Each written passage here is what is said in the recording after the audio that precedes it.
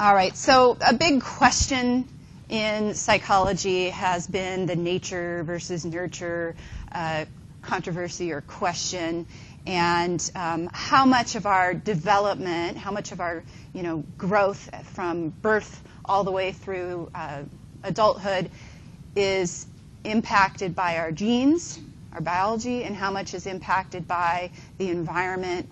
Either that could mean our diet and exercise and things that we're exposed to, and how we're raised. So, how can we dice these things apart, and how much do they influence each other?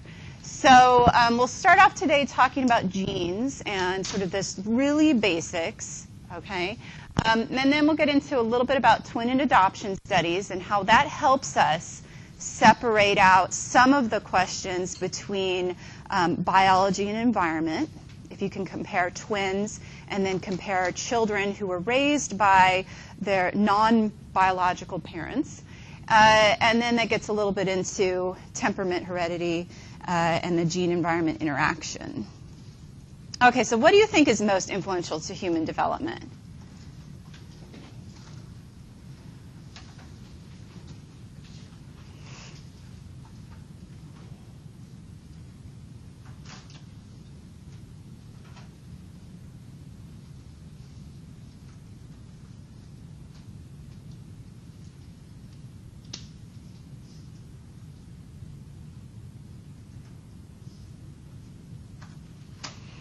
Three, two, one.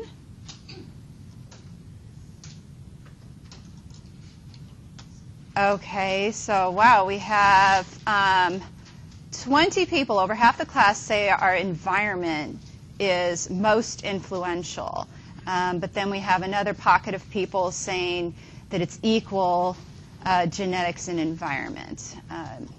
So let's first get a few little definitions here. Behavior genetics is a fairly new field, like within the last 30 years or so.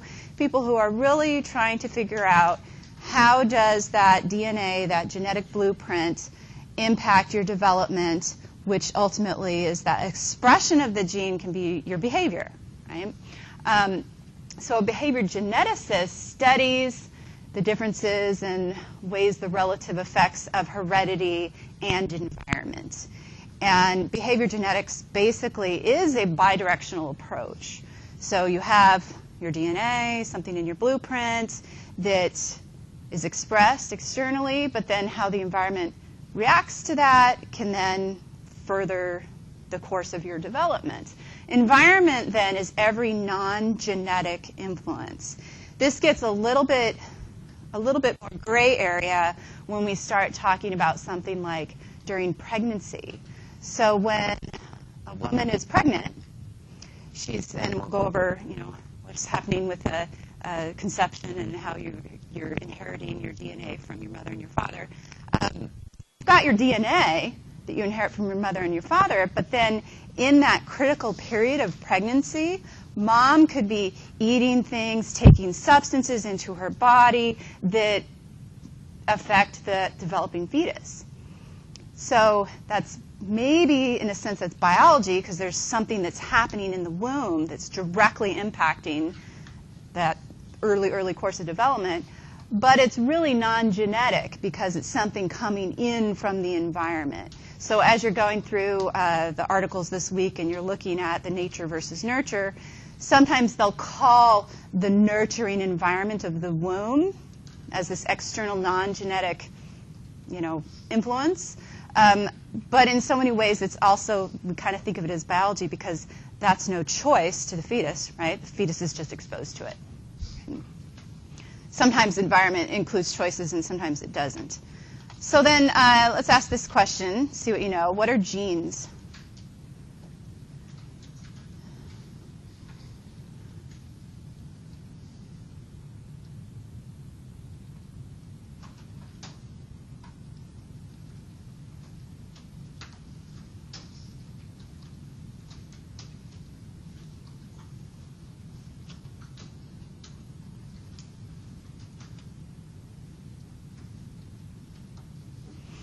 3, 2, 1. Okay, sure, they all sound good, right? They all sound right. Beware of all of the above, okay? Yeah, they all sound kind of good, right? But the actual definition, a gene, it's a biochemical unit of heredity, right? And they make up your chromosomes. And then a complex molecule contains information that makes up the chromosomes. What's that a definition of? DNA. So A is the definition for DNA. So, these things get sometimes a little bit confusing in, what exactly are these genes? Okay, well, genes are lying on the chromosomes, and then the chromosomes make up the DNA. So how many genes do we have?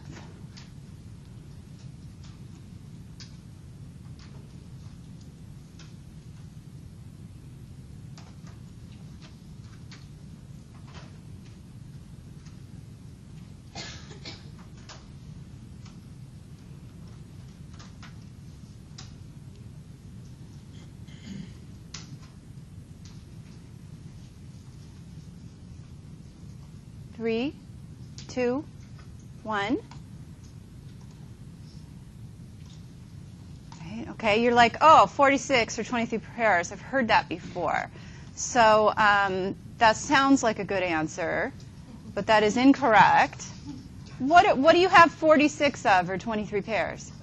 Chromosomes. And we just said the genes lie on the chromosomes. So the correct answer is 20 to 25,000.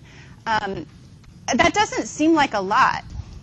In fact, when the Human Genome Project first came out in 2001, when they mapped the human genome, the scientists were really surprised. At that time, they said 30,000 genes.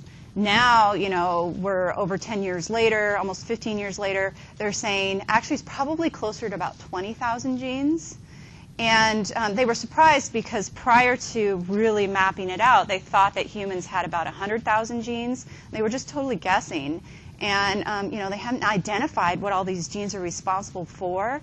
But the genes are responsible for coding the proteins. So you have all those chromosomes in the nucleus of all your cells, but then obviously all the genes, you don't have all 25,000 genes that are activated within each cell, because in your neurons, only the neuron genes are activated. In your liver, only the liver cell genes are activated, and so on. And a lot of the genes, we don't know what they're responsible for. We have another interesting discovery from the Human Genome Project is that we are genetically about 99.9% similar males to females. So it's a very small difference. Right? That one little chromosome that makes the difference between male and female. And really it's only one gene on the Y chromosome that gives the instructions to make that difference. We're about 98% genetically similar to chimpanzees. And we're about 50% genetically similar to a banana. So clearly the genes are really important. Because it's like, okay, is this going to become, what's this going to develop into? Like if you were to look at a clump of cells in a petri dish, you wouldn't be able to tell if it came from a chimpanzee, a fruit fly, or a human. But only the cells for a human can develop into a human, right? So we can't crossbreed with other animals. Okay, so your chromosomes then are these thread-like structures that contain the DNA, the deoxyribonucleic acid. And that's the double helix, the complex molecule. So if you imagine this X shape here that's the chromosome, imagine that DNA bundled up, coiled up all around, making those little X shapes. And that is containing all your genetic information, and in prenatal development, it codes and tells those cells what to turn into, and then continues to grow the cells and make changes as after you're born, and we'll kind of talk about that as that might relate to more psychological traits and characteristics. So see how you've got your double helix here. So this whole thing is the DNA, and then the genes lie on that. So I don't know if your textbook has a real good picture of. I think maybe it does. I'm not sure. But your genes, they've mapped the genes with the long arm and the short arm and the long arm. Have you guys studied this in bio? Yeah? No? So they've identified, say this is chromosome number 1, and then the bands are the genes. So there are some actual areas on your chromosomes that don't have genes. And there might even be a big gap. So then you're like, well, what's that chunk of DNA? Well, it doesn't have any genes on it. So they're still trying to figure out what it's all responsible for. And then can we manipulate it in any way if someone has a disease or a disorder? But essentially then what those genes are doing is there's the segments of DNA that synthesize a protein. And you don't need to know all the different pairs of proteins. You'll learn that in a biology class. So when we're studying humans and human behavior, and in particular we want to dice out this difference between how much is coming from genetics and how much is coming from the environment, and how can we relate this to psychological traits like personality or intelligence, we can study identical twins and fraternal twins. So in any conception, you've got to have the sperm fuse with the egg. And you've got a little sperm there. That's what that little squiggly thing is there, right? So if you're going to make a human that has 46 chromosomes, then how many chromosomes are in the sperm? 23. And how many are in the egg? 23, right? If you have something off in those number of chromosomes, and you have a conception take place, then you may have chromosome abnormality. And there are lots of different chromosome abnormalities. Often those conceptions will spontaneously abort, and the mom may not even know that she got pregnant. So what ends up happening is the majority of babies that are born healthy without chromosome abnormalities. The chances of chromosome problems increase with age, with maternal age and paternal age. Sometimes people don't know that. They think it's only about the mom because of her fertile window. Men can, become fathers way later in life, but their sperm gets a little funky, doesn't divide as efficiently, has some chromosome problems often. So paternal age also increases those odds. So normally what will happen is you have a single sperm and a single egg, or an ovum, right, or an ova, right, that's being fertilized. And then you have these chemical switches that take place, and that little fertilized egg travels down the fallopian tube down to the uterus. Sometimes, for reasons really unknown, this entire clump of cells will make a copy and then separate. And this usually takes place then in that little passing down the fallopian tube, which is takes about 7 to 10 days. So fertilization takes place way up in the oviduct in the fallopian tube. It takes about 7 to 10 days for it to travel down to the womb and then implant in the lining of the uterus. So in that time, sometimes it will just make a complete copy. So now you have 2 zygotes with identical DNA.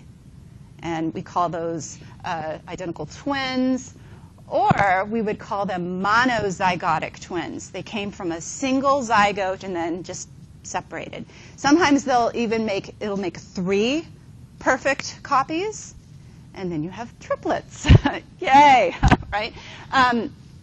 So they have to be the same sex for that to occur because they've had the same exact set of chromosomes from mother and father. Fraternal twins, you've got 2 ovum and 2 sperm that have fertilized them.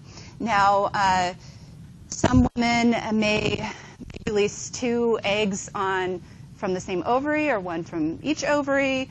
Sometimes that can run in families. Is anybody here a twin? Do we have any twins in the class? No? I mean, it's fairly common. So now you could have, this would be called dizygotic twins, 2 separate zygotes, or fraternal twins. They could be the same sex or 1 boy and 1 girl. So genetically, these 2 developing fetuses are just like brother or sister, even if they were different ages. Genetically, they share only about half the same amount of genes, as opposed to your monozygotic or identical twins that share the exact same genes. Okay, so who here knows twins? Friends with twins? Almost everybody. Does anybody have twins in their family? Like siblings? No one has siblings? You have older than you or younger? Okay, they're fraternal. So do they have a lot of similarities, or? But as similar to you too? I mean, I look a lot like them too, actually. Oh, okay. Do people mistake you as the twin? Yeah, okay. So, and especially now that you're probably caught up with them in size. Yeah, so then it's like, who's the twins? So they guess that you're the twin. Anybody who knows or has identicals in their family? Okay, so Jessica? Yeah, not siblings, but my father and his brother. Okay, your uncle and your dad are identical. And are they like, do they really look Yeah, identical? The only thing that you can discern is that they have, my father has a distinctive mole mark, but yeah, that's good. Okay. But can you tell? But can you personally tell whether it's your dad or your uncle that's walking in? Like if you're. For the most part, yeah. Who else has twins in their family? Yeah. So who are the twins in your family?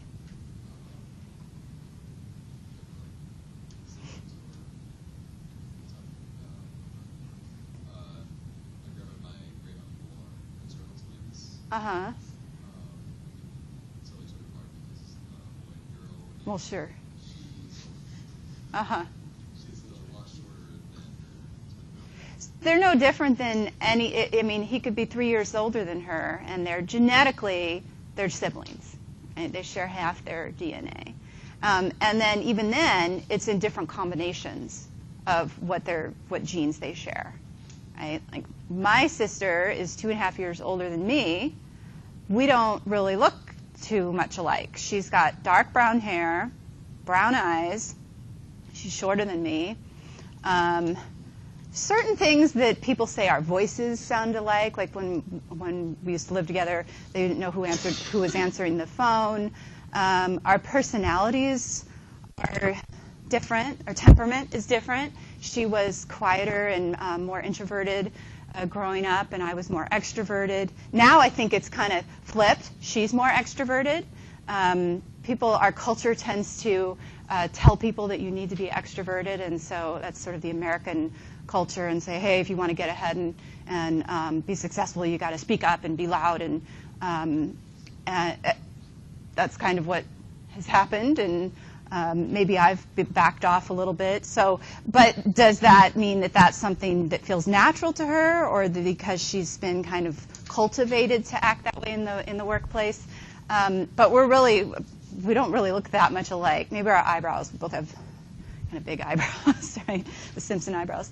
But the best way to tease apart how much is genetics and how much is environment is to study the identical twins, compare them to fraternal twins, because you'd say, like your brothers, they are not identicals, but they experienced all these milestones at the same time.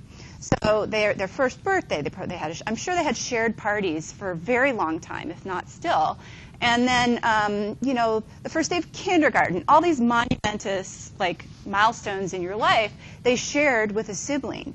So they have a lot of shared experiences, so maybe they will be more similar than siblings of different ages.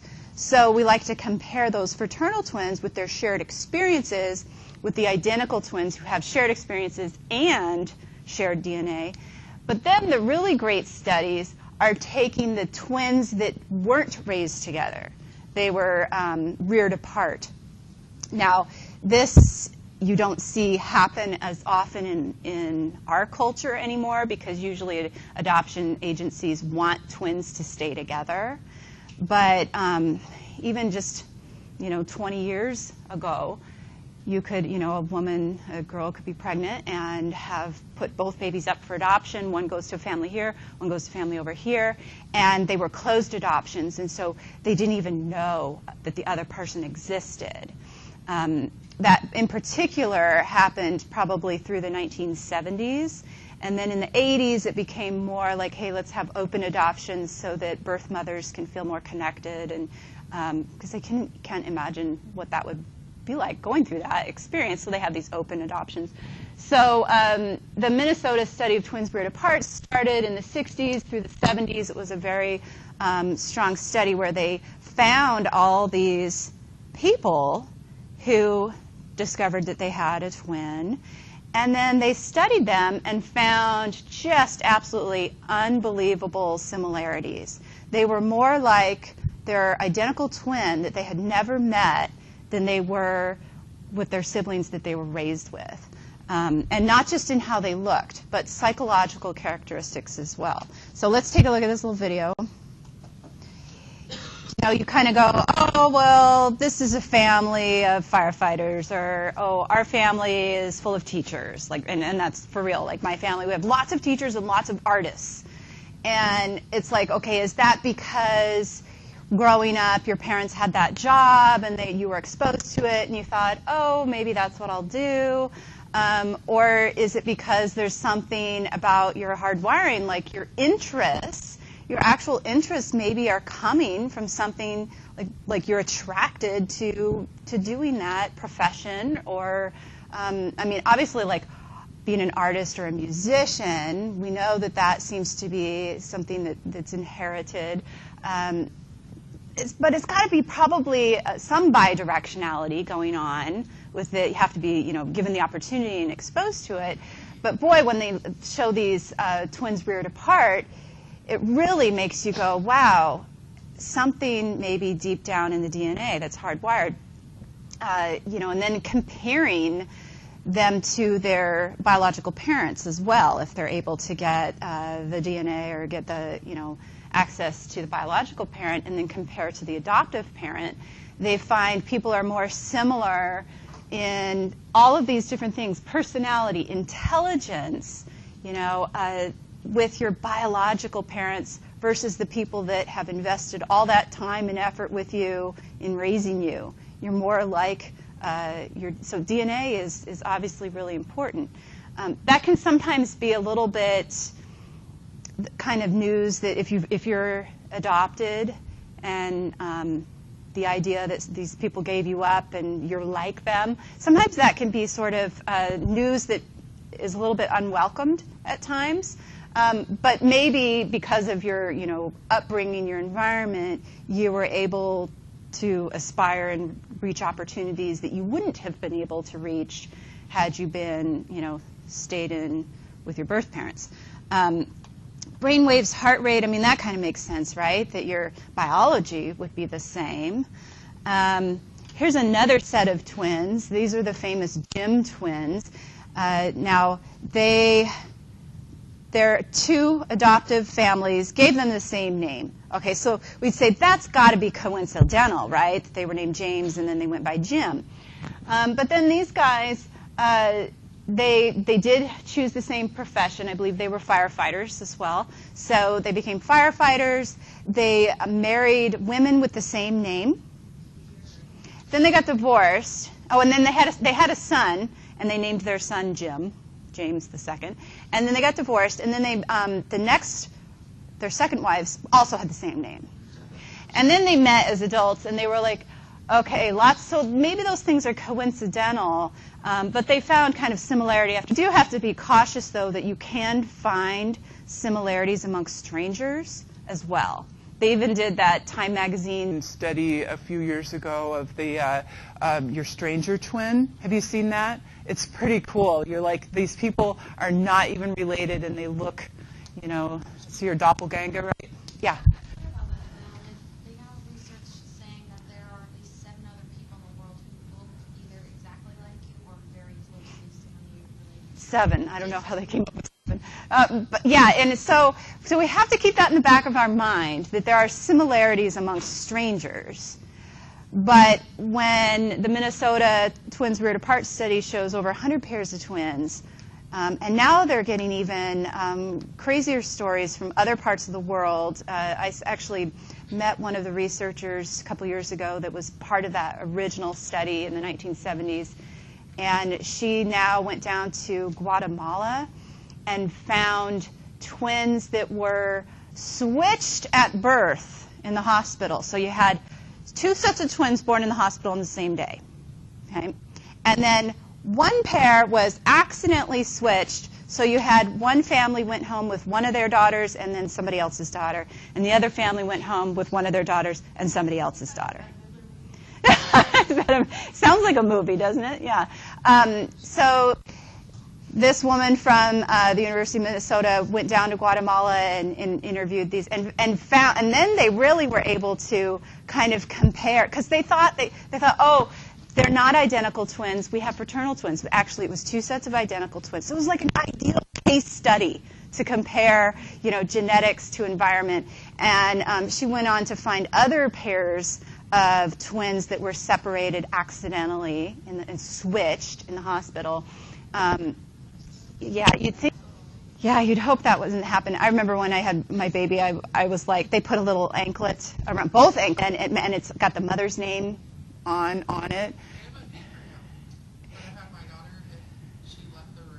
Yes. Yeah. And they would, he'd come back and I'd be like, is that one mine? Yes, that's mine. I can tell I know that's mine. Yeah. Question? I just want to say about doppelgangers. I've actually encountered one. Because I think he lives in Everett somewhere, because for the longest time whenever I went to Everett, someone would always come up to me and say, oh, did you ever find your car? Did you ever find your car?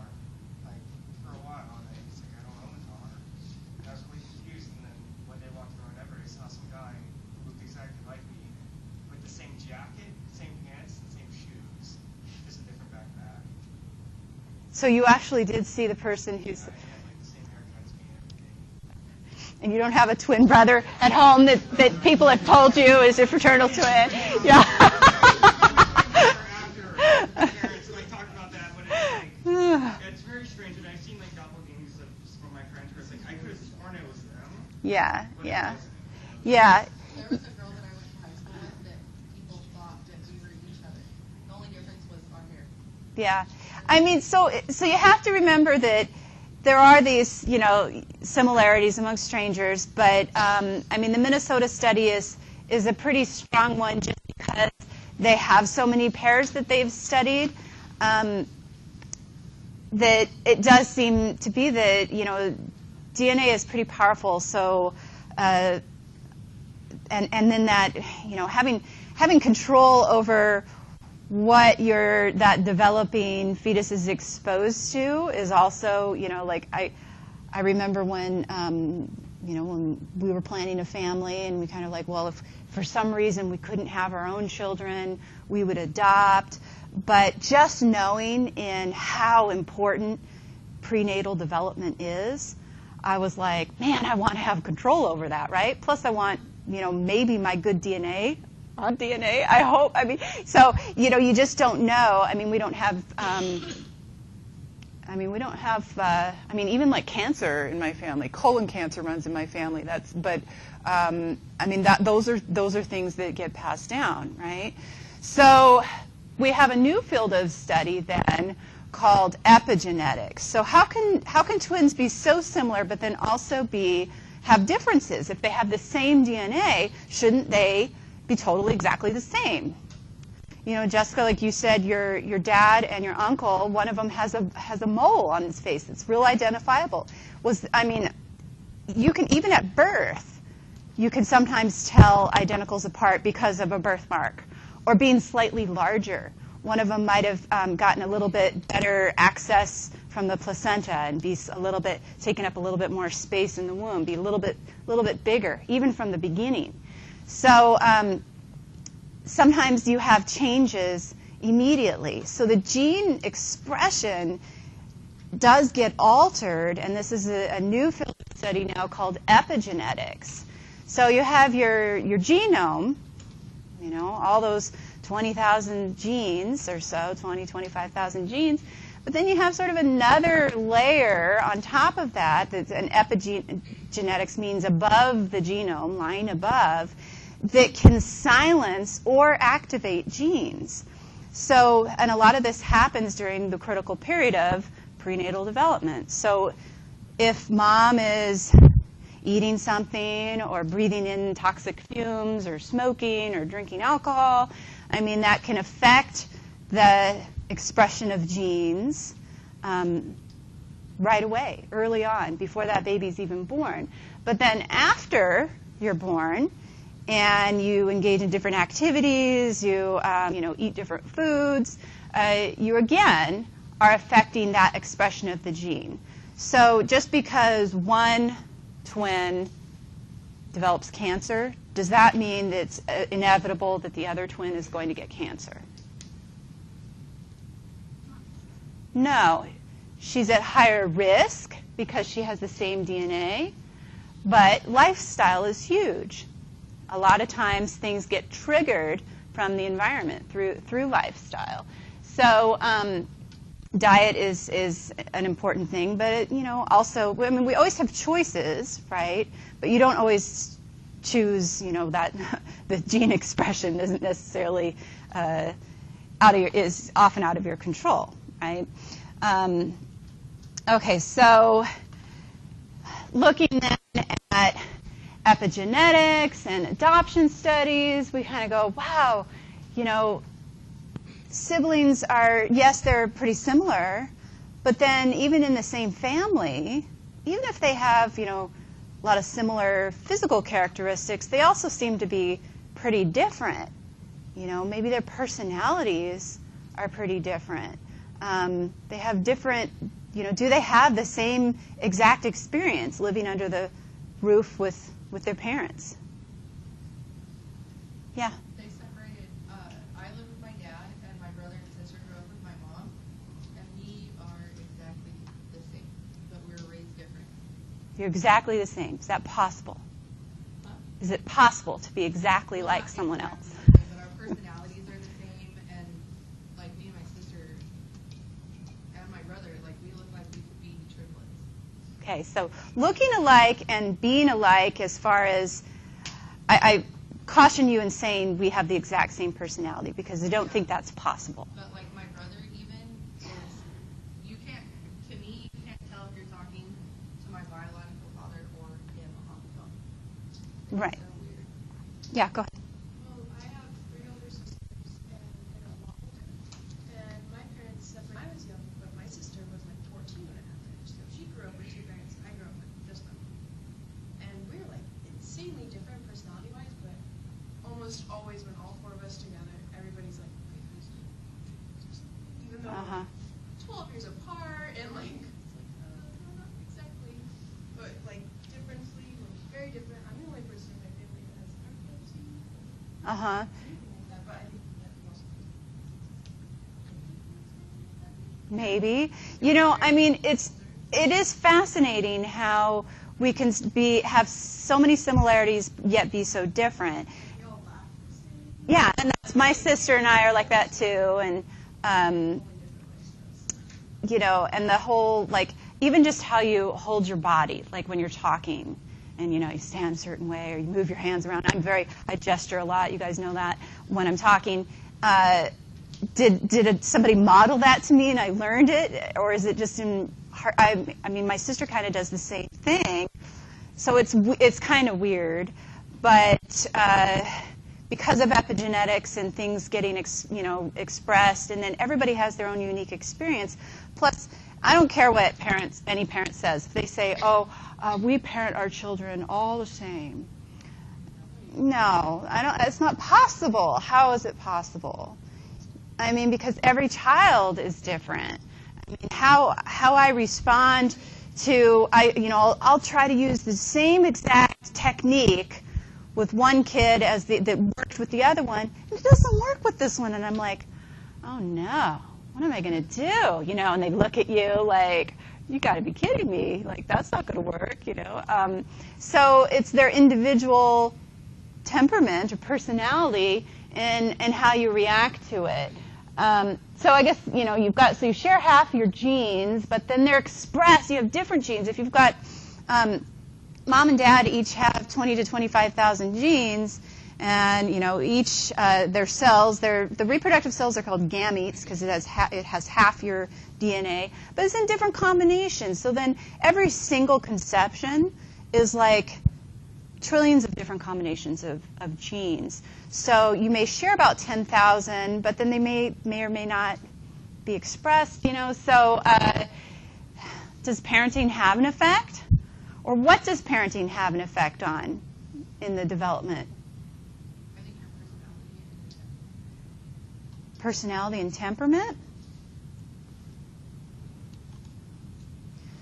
Well, we actually find that probably personality and temperament is probably coming from the genes. But the influence of the parents as far as what they say and do in their rearing practices, this is where we really are have an effect on attitudes, values, certainly beliefs, politics, faith. I mean, those things are taught. They're modeled and taught and reinforced. So, yes, thank goodness parents do have an effect. That would be like really kind of scary if they were like this little animal that just evolved into its own little thing. Yes, you do shape values, learning right from wrong. Children are born with basic emotions, and then in their second year of life, they have those secondary emotions that are surfacing, like jealousy and shame and guilt. And parents use that to guide right from wrong, so that they internalize it and go, ooh, I'm sharing because it feels nice to share, and not because I'm doing it to try to get something out of it. Maybe in early development, they might share with others because they want to get something, right? Like truly operant conditioning, that I'm trying to win something. Hopefully, because of their emotions, they internalize it and go, oh, okay, these are instilled feelings, and those turn into morals, right, or values. So how an adult then responds to that child's natural temperament will kind of keep having this bi-directional process between what's maybe inherited and then how the environment is helping express it. So I'll kind of give an example of my oldest child was, we always thought he was an easy baby, because that's when you hear stories from other parents about their kids like crying for hours at a time and they couldn't console them. And I could always pick Camden up when he was an infant crying. I'd pick him up, he'd stop crying almost immediately. I could like wrap him up, get him to, I could console him. And so I thought he was an easy baby. But I had a whole routine about it. Like I would swaddle him and then rock him, and then I'd lay him down and then kind of sneak out of the room and not make any noise. And he had to be totally asleep for me to lay him down. If he woke up or if he wasn't totally asleep, he'd start crying and I'd kind of have to start all over again. Well, it would take about 45 minutes to an hour sometimes getting him to sleep. But in my mind, I thought that was easy because I hear all these other stories of kids crying and screaming and not getting comforted. So, well, then Quentin comes along, and that's an easy baby. I could lay him down awake still, eyes droopy, right? Kind of eyes bobbing up and down. but I would just lay him down and kind of do like a little back rub and then sort of back away. Or when they're infants, you lay them on their back, so I'd kind of be rubbing his tummy a little bit. And then I'd just kind of walk out of the room and slowly close the door, and he didn't cry. And I thought, oh, this is an easy baby. Actually, Camden was typical, probably more of a typical temperament. Well, but then how did that then shape how I responded? Well, we've got the 2 kids in the house now, so you're kind of tired, taking care of them. Quentin would be crying. John would always want to get up and go to him. I say, oh, wait. He'll get himself back to sleep. And he'd cry for like a minute. Listening to an infant cry for a minute seems like forever, but it's really not that long. So you're like, okay, he can cry. And then he'd go back to sleep. So maybe my idea of him being easy then reinforced my going, okay, don't jump up. Maybe with Camden, I was like, running in there, new mom, like, doting over him. And the second one, I'm older, I'm more tired. Plus, I've now go, oh, he's actually really easy. So his natural temperament, maybe I'm sort of reinforcing it. So then he learned to get himself back to sleep maybe a little bit better than Camden. Maybe Camden was capable of doing it, but I jumped in too fast. So do you see what I'm saying, where you have this innate thing, but then the reaction of the environment may be reinforcing or drawing out traits. Yes, temperament. So temperament's that emotional stability that we see early in life, and that does carry throughout adulthood, but then it's constantly being reinforced by other people. Yeah, question? When my aunt had her first kid, I don't think she understood how, like, babies, like, crying, like, worked at all. She would try and feed him, and he wouldn't eat, so she thought he was being stubborn. So she'd, like, leave him in his crib and wouldn't hold him and stuff like that. And it was, like, it got to the point where, like, my mom said she had to step in and tell her that she was actually hurting her baby, because she thought it was being stubborn when it would cry. She would ignore it for like an hour or 2, and then you can tell that there was definitely some adverse effects, because my cousin is, he's sporadic, and he seems to always be crying out for attention. Ignores his parents and is super loud and does like the opposite of anything anyone tells him and stuff. So yeah, it's really interesting, because temperament is this innate thing that we see early in life, but those traits get drawn out and reinforced. So another example, okay, sometimes you'll see little children who seem to be interested in music. And so they will, and we have quite a few musicians in the class, right? Did you like music from a very young age? Okay, so for some reason, whatever reason, you were drawn to it. You'd want to play the CD player, you'd stick the CD in, you'd push play, you'd play the same song over and over and over, and then you would go over to the piano and you'd be banging on the piano.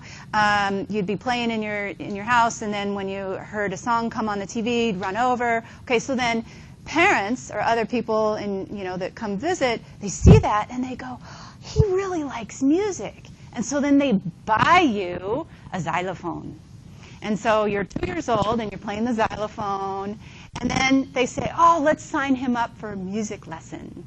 And so what might start out as sort of an innate interest or attraction then gets fostered and drawn out. So, when you see these, when you see musicians who grew up in a musical family, you go, okay, some of that could be, inherited talent, but then they were like totally exposed to it and given these things, and it just keeps getting nurtured and nurtured.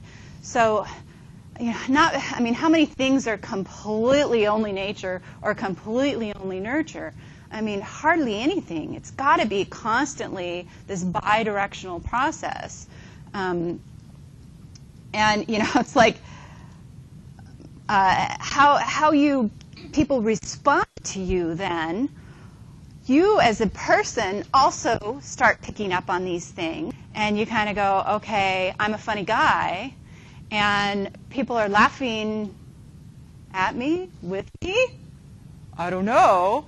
Okay, so then that reinforces then how you behave from that point on. So then how the audience and how the public responds to these two different actors is going to further perpetuate what roles they take, or how they're going to behave in public. You know, part of it probably, I'm sure Will Ferrell had something funny about him when he was little. Maybe it was probably a funny-looking kid, right? I mean, he's kind of a funny-looking guy.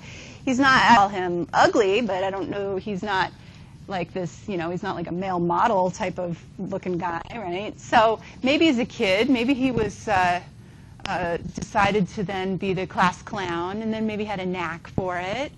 You know, so there could be something, you know, innate about it there. And then he's pretty smart, right? So he could hone that talent. You know, I don't know what Zac Efron's talent is. Is he talented? I don't know him really. I guess he's a good-looking guy. He's got the symmetrical face. This is what people like. People like symmetrical faces. You know, and eyes. People are always rating eyes as being attractive. So then that wins him parts, and then he plays a certain part. So this is where this is a real gene-environment interaction. So children pick up on the cues from their environment right away. So maybe there's that innate temperament early on. So I told you Quentin was the easy baby. So then we would kind of let him do his thing, and then as he's walking and discovering and playing with toys, we'd encourage him. But he liked music too, and so of course my mom buys him music and instruments. But I definitely do see him more attracted to that than other kids. Like when the Music Man comes to the preschool, he sits in front, like right in front of the guy playing the tuba or accordion or whatever it is that he brought that day. But anytime I've gone and visited at the school, he's often sitting in front. Like, right, you know, he wants to be in the middle. And then if there's music playing, he's dancing, and he's dancing in the middle. And, you know, my other son, he's like you guys. He sits in the back. He just watches. He'll raise his hand. I've volunteered in the classroom. He'll raise his hands, but he's never one of the first to raise his hand. He waits. He's introverted. Kind of listens, waits. Sometimes the teachers will say, you know, oh, I'm so glad Camden is starting to talk in class. Like, and that's like November, you know, so like all of September, October, he barely talked. And so that's got to be something about temperament, personality. But then he'll say, oh, I just like to test it out, Mom. I'm just watching. I'm listening. So then he's a little resistant to try new things. So then I got to, you know, kind of encourage him to try new things. Whereas Quentin will just get right in there. But then people react to that very favorably. And they'll say, oh, here, look at you be the song leader. Okay, so then the extroversion is just going to keep coming out. Whereas maybe the teacher wouldn't pick Camden to be the song leader because he would be like horrified. He would say, no way, don't pick me. Hey, see what I'm saying? How this is just constant, and it's difficult to pick it apart. There are different theories in trying to describe these differences and, you know, why people in general have so many similarities. Why is it that humans from all different cultures of the world have some pretty distinct similarities in their preferences? And in particular, when we're thinking about something like mate selection and human sexuality, there are a lot of universal similarities. So the evolutionary psychologists like to explain, well, this is because this is a product of natural selection. We selected for certain traits, and that has endured through time. Let's ask a couple questions here. Oh, I got to get my clicker back. Oh no, now you're seeing the answer. Okay, this is a hypothetical question. You're on a boat that overturns. It contains your 5-year-old and 1-year-old children of the same sex. There you go. Okay. The boat sinks and you can save only one. Whom do you choose to save? Okay, so discuss it with someone sitting next to you. And you heard me say there's a correct answer.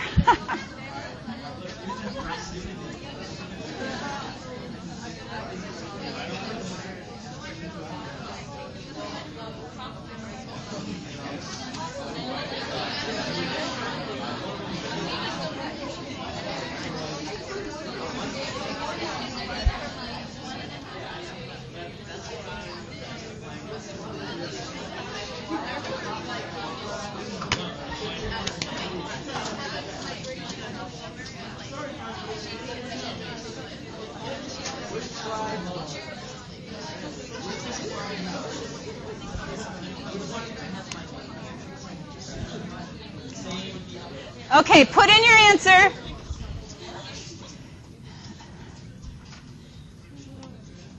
Okay. Is there a right answer to this? Yes. Okay, so let's see how you guys. So two people are going to let them both drown. Okay. There's another answer. All right. No, they're going to let them both drown, I guess. Okay, so you have to choose. You have to choose. Those two people are, both children are dead. Good choice. Okay, so why do you choose? So we had 18 people choose the 5-year-old. Why do you choose the 5-year-old? What is your reasoning?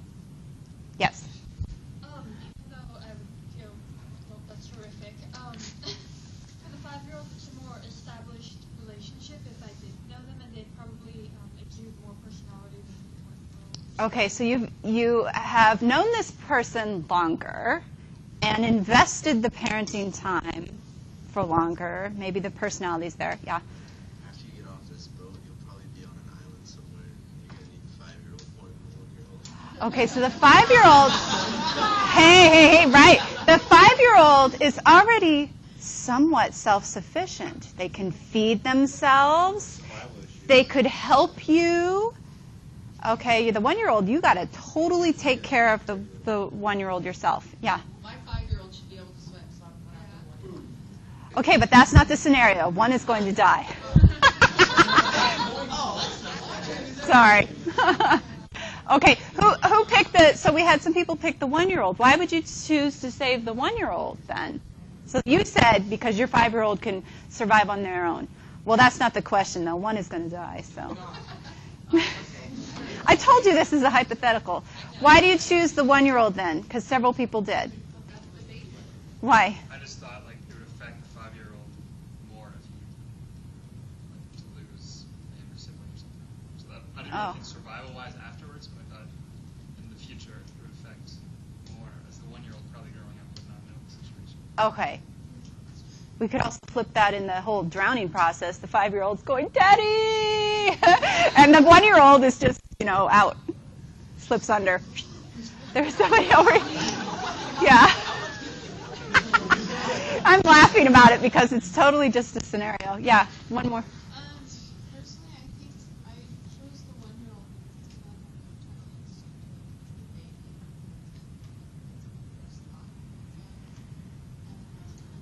Well, I think in a real situation, you would go, that 1-year-old has no chance without your help, right? The 5-year-old maybe has a chance. So maybe you would go after the 1-year-old. It's like if your house is on fire and you've got a baby in a crib, you're going to do everything you can to get to that baby in the crib. Whereas your 5-year-old, you teach them what the emergency action plan is and climbing out their window and whatnot. Right? You think about these things as a parent. But we're learning about evolutionary psychology, and the evolutionary psychologist would say we would. Let's ask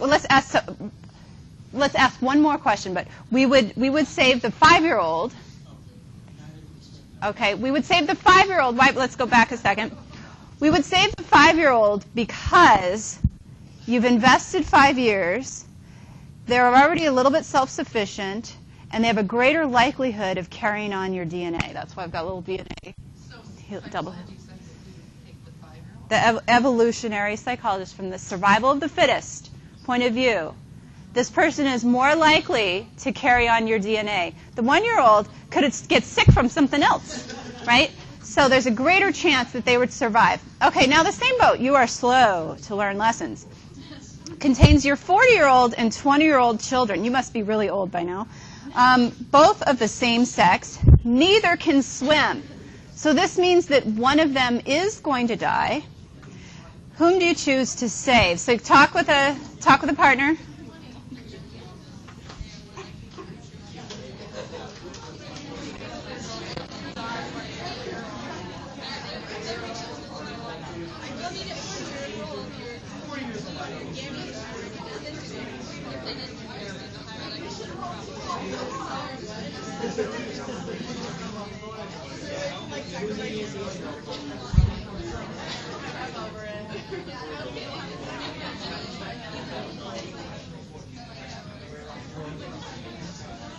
Okay, put your answer in.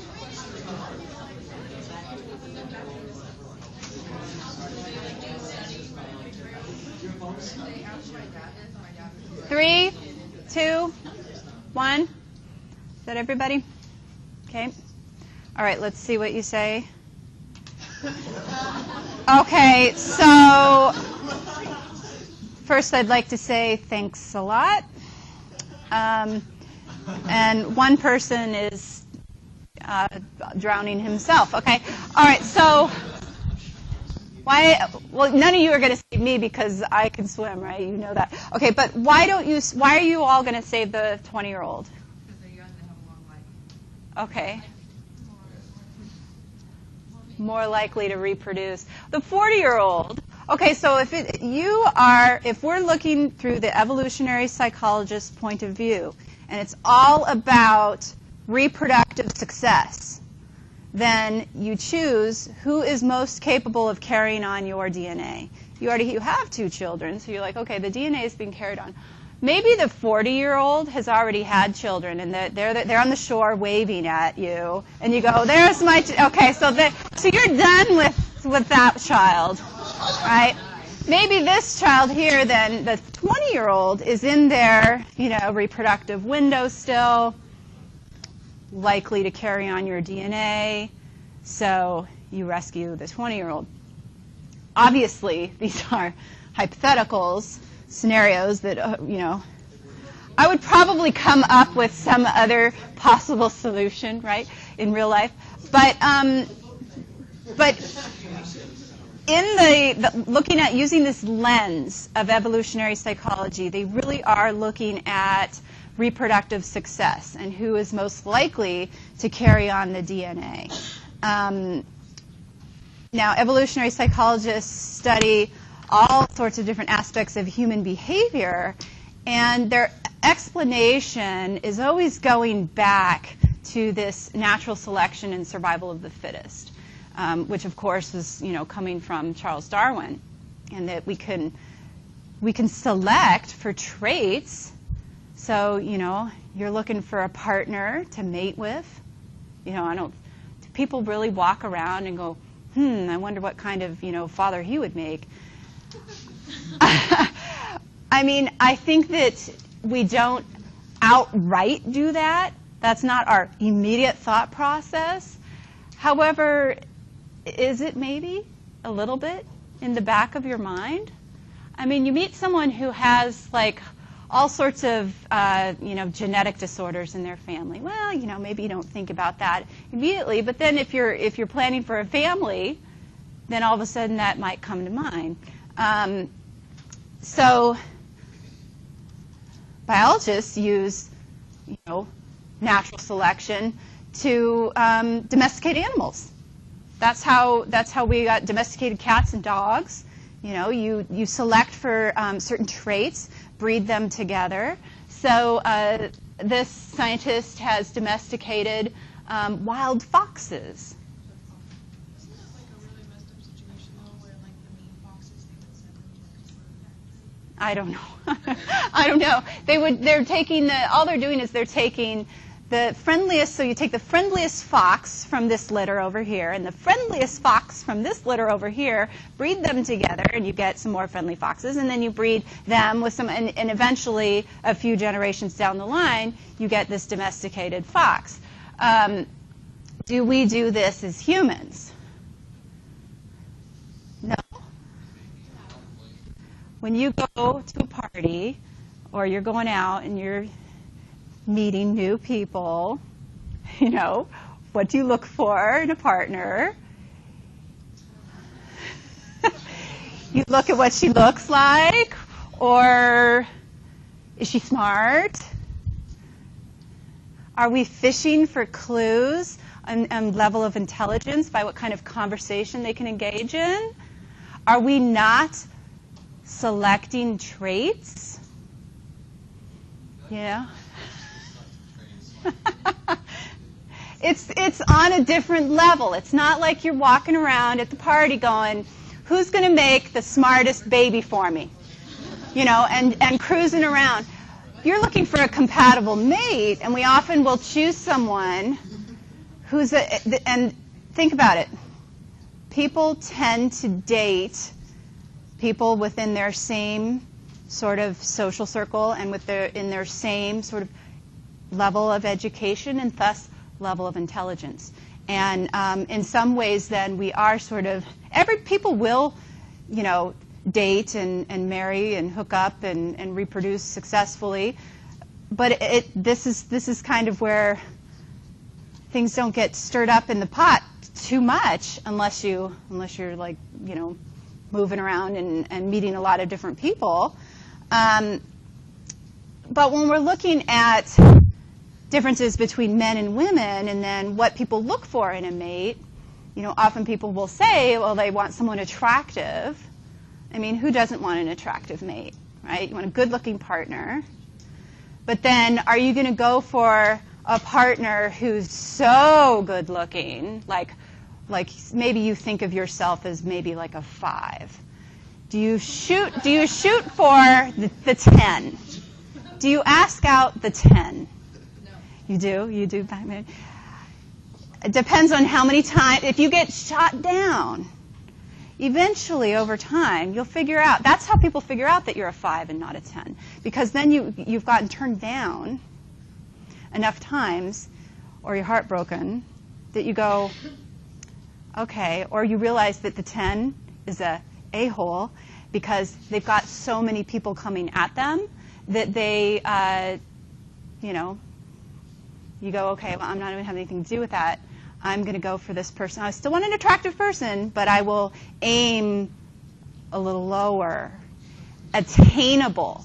So then same thing happens with attractiveness. People tend to pair up with people who are about a similar level of attractiveness. It's really weird. And you go, and is this evolution? Okay, so let's look for, we're looking for some universal possible similarities. Okay, just women. Would you rather marry or partner up? You know, marry is you know, the sort of the ultimate commitment, but would you rather marry someone older or younger?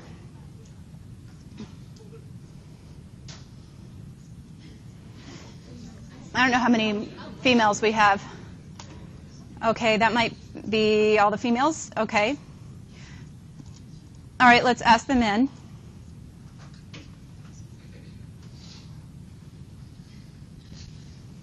You could substitute the word date. Date. Doesn't have to marry.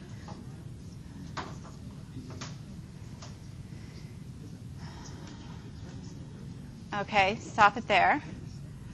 All right, so the men, only 2 have or would rather marry someone older. 13 say younger.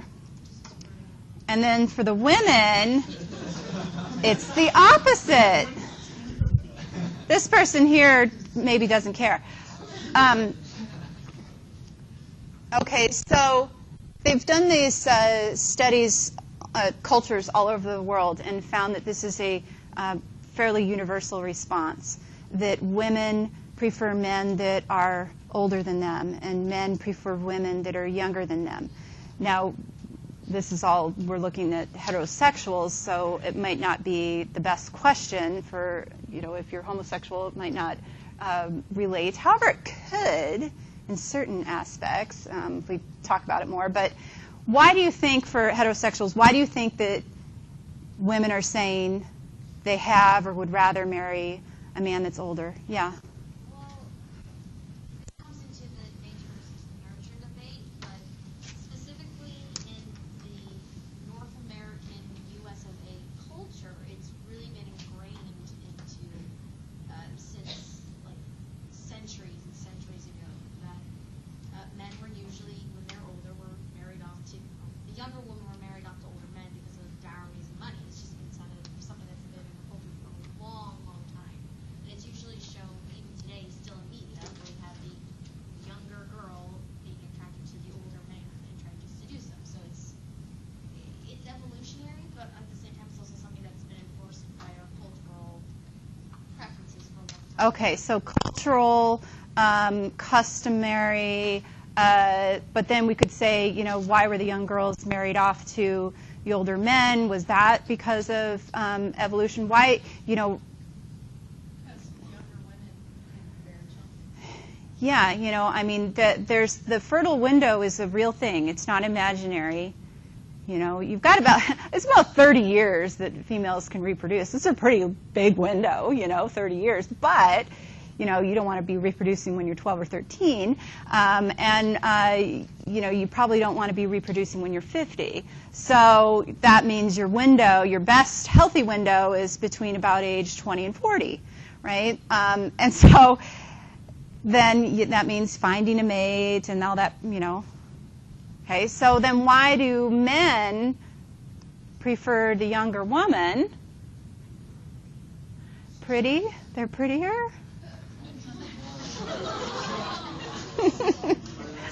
I met my husband when I was 20, so there you go.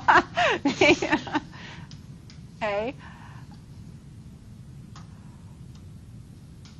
What about so youth, that kind of gets to, youth equating attraction and beauty. But again, fertility, if we're using the evolutionary psychology framework, it is showing fertility. Now, but then why would women want an older man? Because if we're looking at the evolutionary psychology. Yeah.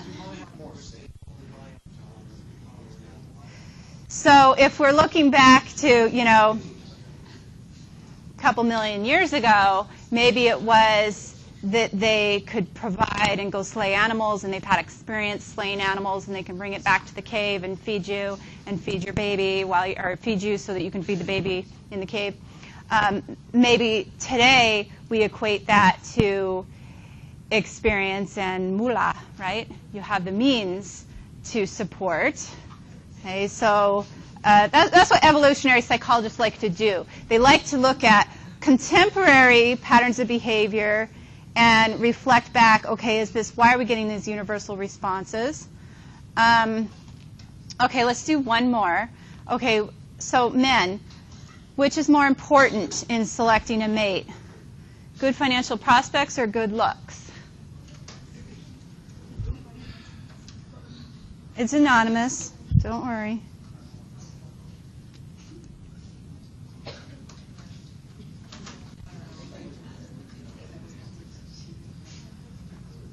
Okay. All right, let's let the women bring in.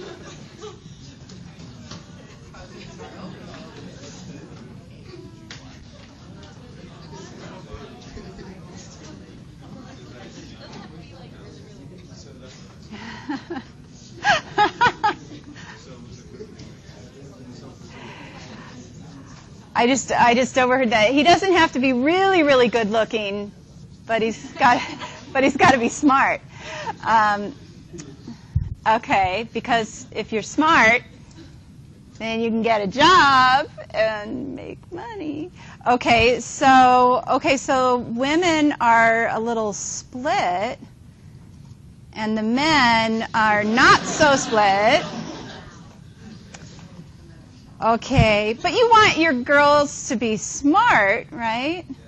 Yes, and good looking, smart and good looking. Okay, so, you know, I mean, if, again, we're looking at evolutionary psychology, you know, women, the financial prospects translates to the provider. You know, we don't, and we could even look at body type. Okay, why do women rate, you know, they want men with muscles, big shoulders, or a broad back, be tall. You know, those are all pretty similar things that that women say they look for in a man. What's that translate to? It's protecting, right? Strength. Okay, but do you really need somebody to go slay an animal for you? Yeah. No. So then it's more about them providing with other resources. So maybe we want a good-looking guy, right? But maybe we'll trade it somewhat for other resources or traits. So good-looking women will often pair up with less. They won't have an equal match in attraction. They may pair up with someone slightly less attractive if he's got these other things going for him. You know, and we see men continue to look at good looks. Okay, we'll skip that one. Okay, men like really looking at good looks. So men universally will say they want someone younger, but then also what type of body? Often they want that hourglass figure, right?